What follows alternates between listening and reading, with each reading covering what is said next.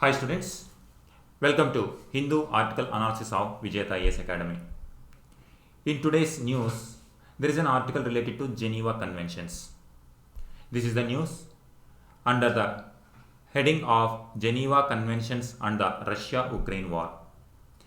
In the context of growing tensions between Russia and Ukraine, Geneva Conventions are in news. This particular article or Geneva Conventions you can link to GS2 international agreements, and in GS4 also there is a syllabus item that is ethical issues in international relations. You can think of Geneva Conventions as part of this syllabus as well. Let us see Geneva Conventions. These are the conventions that came in 1949 after Second World War. There are 4 treaties plus 3 additional protocols. Combinedly, they are called Geneva Conventions. They are signed or ratified by most of the United Nations organizations, the members of United Nations organizations, with respect to war crimes. Here, if we take the history of Geneva Conventions, the history goes back to Italian unification wars and battles. In 19th century, in Europe there were so many wars and battles. If we take Italian unification, there were so many wars and battles for unification of Italy. In one of the battles between Austria and Italy, there were reports about inhumane treatment of surrendered soldiers, and there was no even basic medical aid for wounded soldiers. Under that context, there was agreement among European countries to treat humanely about the soldiers who participate in the wars. That is how Geneva Conventions emerged in 19th century. Later, in Second World War, there were horrors during Second World War, particularly on civilians. Here, horrors of war like murder, torture, sexual violence on women and children. Wounded soldiers were not given even basic medical care as well. If we take the Second World War example, inhumane treatment was meted not only for the soldiers but even for civilians. Before Second World War, 3 conventions were there.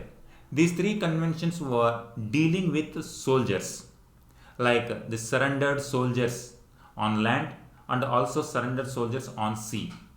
They talked about how killed soldiers will be treated, dead bodies of soldiers will be treated, how wounded soldiers will be treated, how prisoners of war without torturing or murdering, how the countries who are engaging in the battle will take care. Suffering of the wounded soldiers, how to treat such soldiers. Total lack of medical attendance. Now, how to provide at least basic medical care to those people who are wounded in the battleground. These are the various aspects regarding soldiers who are participating in the wars. These conventions are related. But in the Second World War, not only soldiers but even civilians were also targeted, and inhumane treatment was meted to women, particularly women and children. That is why 4th convention particularly talks about treatment to civilians, particularly women and children. This is how those who participate in the wars, combatants or soldiers, how human rights should be, the soldiers' human rights should be respected.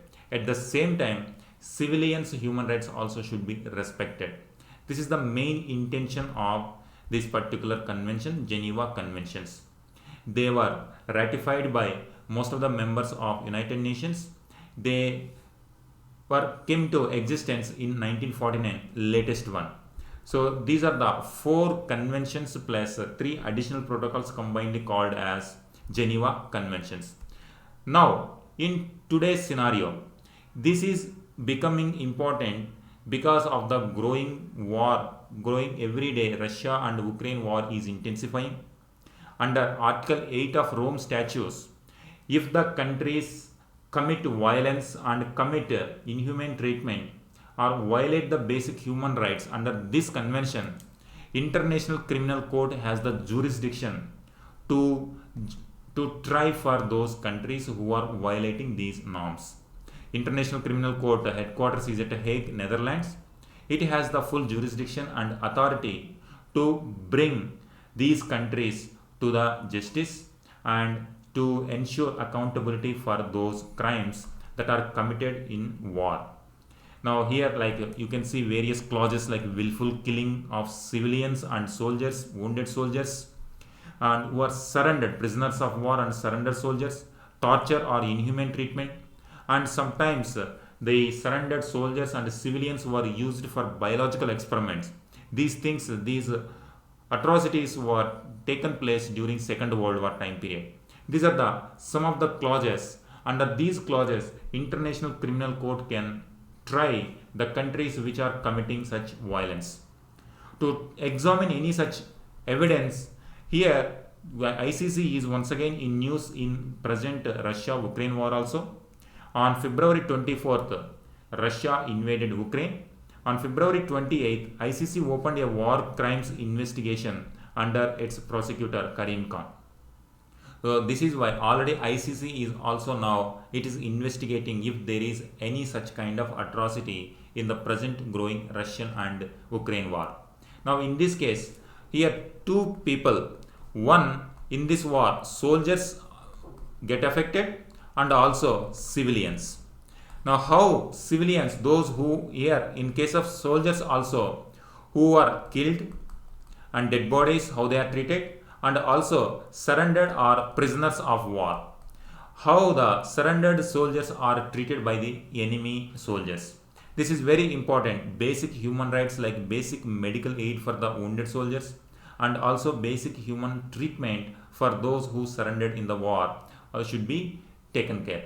In case of civilians, here mostly committed against women and children, sexual violence and what kind of other atrocities, all those are now ICC is investigating in case of Russia and Ukraine war.